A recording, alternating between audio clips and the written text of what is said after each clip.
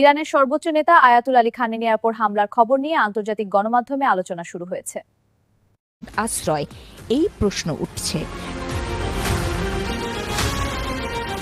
বিভিন্ন গণমাধ্যমের খবরে বলা হয়েছে তেহরানের কেন্দ্রস্থলে অবস্থিত সর্বোচ্চ নেতার দফতরের অত্যন্ত কাছে এক শক্তিশালী হামলা চালিয়েছে ইসরায়েলি বাহিনী। হামলার সময় খামেনি সেখানে উপস্থিত ছিলেন কিনা কিংবা তিনি আহত হয়েছেন কিনা তা নিয়ে এখনো পর্যন্ত কোনো নিশ্চিত তথ্য পাওয়া যায়নি। তবে বার্তা সংস্থা রয়টার্স ইরানের একজন উচ্চ পদস্থ কর্মকর্তার বরাত দিয়ে জানিয়েছে, হামলার পরপরই তাকে অতি গোপনীয় এবং সুরক্ষিত একটি স্থানে সরিয়ে নেওয়া হয়েছে।